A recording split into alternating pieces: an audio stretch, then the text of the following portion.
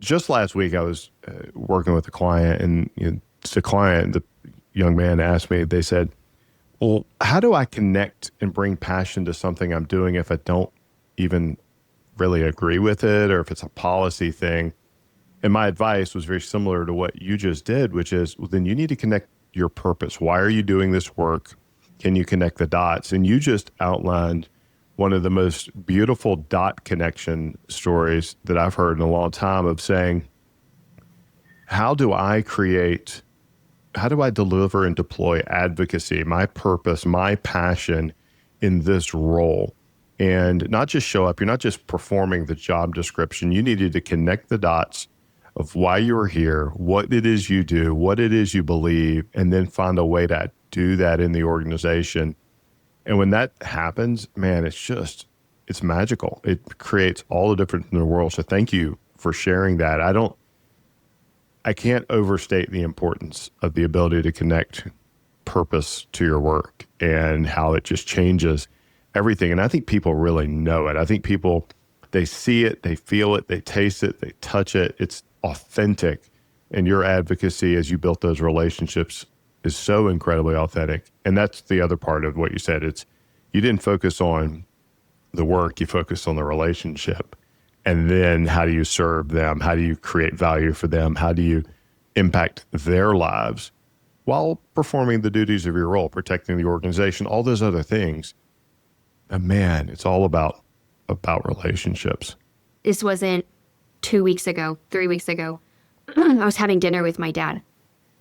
And you have to remember, so my dad was in the construction industry. When I was growing up, he was a superintendent for a large general contractor, and he is a carpenter by trade. So as a superintendent in high school, I was living in a job trailer most of the time. I remember watching elections in the job trailer. I had dirty people. He was a big construction site at an airport, and so he had to be there overnight most of the nights, especially growing up in Seattle. We had a lot of rainfall. Rain would destroy construction projects especially when the building wasn't completely built in yet.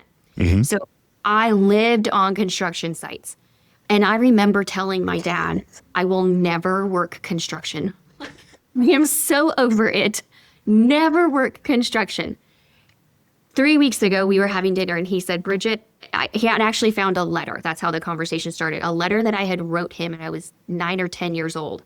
And he goes, look what I found. And I was reading this letter, and he goes, I was thinking about this. You told me, I remember when you were 16 or 17, and you said, I'll never work construction.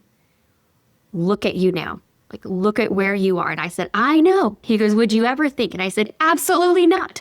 There is no way in any world in which I have ever contemplated I would be in the world in which I am today. He goes, why do you think? Yeah, that was his question to me. Why do you think you are? Where did you realize that you actually fit in? And I said, one, it's the people. I'm not an electrician. I will never be an electrician. I will never pretend to be an electrician or any of the trades in which we employ. But it's the people. I wake up and I walk down the hall, and you see the eyes of the people that look back at me, and realizing that I have this huge burden every day of making sure that they're safe and that their families are taken care of. And that is, I love my people. I wake up looking forward to seeing my team and the people that work here, and realizing that I'm not sure that there is anyone who has as much passion and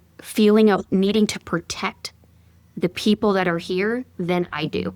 It is making sure that when I wake up every morning, I wake up excited. I love coming to work. I love doing what I do.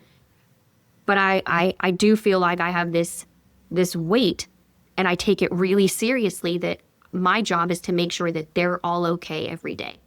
And I love that, because I won't fail.